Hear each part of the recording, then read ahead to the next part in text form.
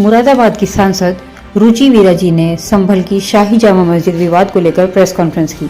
Uttar Pradesh Moradabad member of parliament सांसद रुचि वीरा जी ने अपना निवास स्थान पर एक प्रेस कॉन्फ्रेंस की। संभल विवाद में जितने लोगों की गोली लगने से मृत्यु हुई है उनके लिए शोक जताते हुए और सरकार से 1-1 करोड़ रुपए के मुआवजे की मांग की। संसद में संभल में मरे लोगों की आवाज उठाने की बात कही। रुचि वीरा जी ने पुलिस पर भी गंभीर आरोप लगाया। गोली पैरों में भी मार सकते थे, सीधी फायरिंग क्यों की? संभल के विवाद को लेकर सांसद रुचि वीरा जी ने शोक जताया। मुरादाबाद की सांसद रुचि वीरा जी ने संभल की शाही जामा मस्जिद विवाद को लेकर शोक जताया। मीडिया से बात करते हुए आगे की जानकारी देते हुए रुचि वीरा जी ने बताया। नासिर मिर्जा के साथ वसीम खान की रिपोर्ट। ये लोग नहीं चाहते कि संभल के लोगों का हाल पता चले, वहाँ क्या हुआ है। हमारे राष्ट्रीय अध्यक्ष जी ने एक डेलीगेशन बनाया है संभल जाने के लिए, ताकि जान सकें कि वहाँ क्या हुआ, क्या कैजुअलिटी हुई है, जो पीड़ित हैं उनको क्या इलाज हो रहा है, जो घायल हैं उनको क्या मतलब कोई इलाज ठीक से हो रहा है, नहीं हो रहा है। लोग डरे हुए हैं, घबराए हुए हैं, उनके घरों में चूल्हा भी जल रहा है या नहीं जल रहा है। हमारा पूरा डेलीगेशन जाना चाहता है। कई दिनों से अनुमति मांग रहे हैं, अनुमति अभी तक नहीं मिली है। जैसे ही मिलेगी कई सारे सांसद, कई सारे विधायक और जिला अध्यक्ष सब लोग वहाँ जाएंगे, हालचाल जानेंगे। और हम लोग तो बड़े परेशान हैं, बड़े दुखी हैं जिस तरह की भी घटना हुई है। ये समझिए आपकी दर्दनाक तो है ही है, लेकिन ये शर्मनाक भी घटना है जिस तरह से संभल में किया गया है। डेमोक्रेसी को संविधान, अभी हमने 26 तारीख को संविधान, कल ही जो है वो संविधान का उत्सव मनाया गया है दिल्ली में सरकार के द्वारा, लेकिन संविधान की एक तरफ संभल में धज्जियां उड़ रही हैं। अभी कुदरकी के चुनाव में, मीरापुर के चुनाव में, तो ये कहीं बड़ा परेशानी का सबब है। और हम लोग पार्टी के सभी लोग जो डेलीगेशन है वह जाना चाहता है, तो शायद इसी के मद्देनजर ये हमें रोकने के लिए यहाँ पर इकट्ठा हुए होंगे।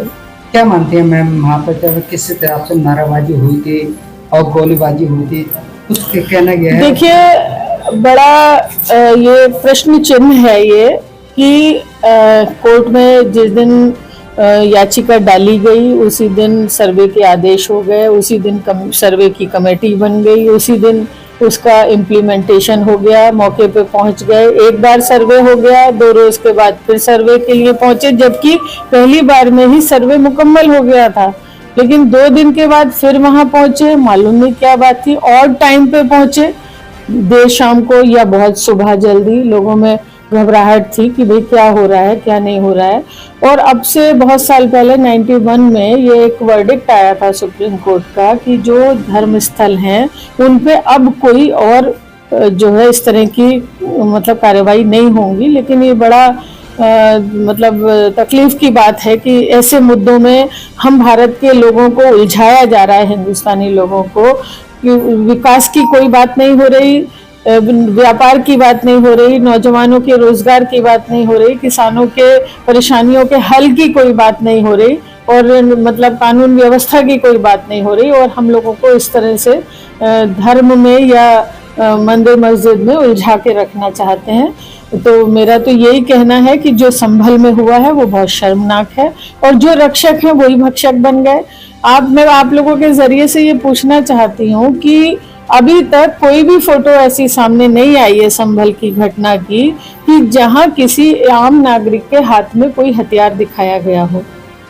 हथियार जिन लोगों के हाथ में है वही गोली चला सकते हैं, तो आप समझ सकते हैं भाई उनकी सरकार है, उन्हीं की लाठी है, और जो चाहे सो सबको, महिलाओं तक को बख्शा नहीं गया है। महिलाओं को उठाया जा रहा है, उनको निंद किया जा रहा है, कई हजारों लोगों को उसमें अज्ञात में रखा गया है। तो हम तो बहुत मतलब दिल बहुत परेशान है, और हम जल्दी से जल्दी संभल जाना चाहते हैं और उन लोगों को के हाल को देखना चाहते हैं। और जो भी मदद होगी, हमारे राष्ट्रीय अध्यक्ष जी ने हमसे कहा रिपोर्ट दो आकर आप लोग, और फिर जो भी मदद होगी वो उनकी मदद की पूरी कोशिश की जाएगी। सांसद और विधायक जी पर FIR हो चुकी है, उसके बारे में आप क्या कहना चाहेंगे, जबकि अखिलेश यादव जी ने कहा था कि वो वहाँ मौजूद नहीं थे उस टाइम? देखिए, ये बात बिल्कुल सही है। इस बात से आप नियत और मंशा का अंदाजा लगा सकते हैं कि जो व्यक्ति वहाँ था ही नहीं, न केवल संभल में बल्कि वो उत्तर प्रदेश में भी नहीं थे, वो बाहर कहीं गए हुए थे और उनका नाम एफआईआर में लिख दिया गया।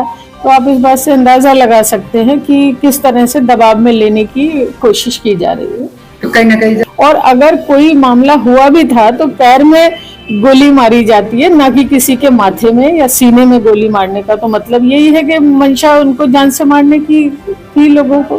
क्योंकि राष्ट्रीय अध्यक्ष अखिलेश यादव जी ने जो कमेटी गठित की है संभल का हाल जानने के लिए, आप भी उस डेलीगेशन में शामिल हैं, तो आप मुरादाबाद की सांसद हैं, संभल की जनता को क्या संदेश देना चाहती हैं, क्या अपील करना चाहती हैं? बस यही कहना चाहते हैं कि ऊपर वाले को याद करो, हिम्मत से काम लो, अपनी तरफ से बिल्कुल माहौल को अच्छा रखने की कोशिश करो और बिल्कुल हम सब लोग पार्टी और हमारे समाजवादी पार्टी या हमारे पार्टी के सभी जिम्मेदार लोग, हमारे राष्ट्रीय अध्यक्ष इस दुख की घड़ी में उनके साथ हैं। इसकी कानूनी लड़ाई भी लड़ी जाएगी। बिल्कुल कानूनी लड़ाई लड़ी जाएगी और एक मांग हम बराबर कर रहे हैं, जिन भी मीडिया वालों से हमारी बात हो रही है कि इसकी न्यायिक जांच हो, जो मौजूदा सुप्रीम कोर्ट के जज हों वो इसकी इंक्वायरी करें और दूध का दूध पानी का पानी हो और संभल के लोगों को न्याय मिल सके। कहीं ना कहीं पुलिस वालों के ऊपर भी कोई मुकदमा वगैरह बिल्कुल होना चाहिए। जो फोटो में पिस्टल ताने हुए हैं उनके ऊपर मुकदमा होना चाहिए, उनको इस कड़ी से कड़ी सजा मिलनी चाहिए, उनके ऊपर एफआईआर दर्ज होनी चाहिए।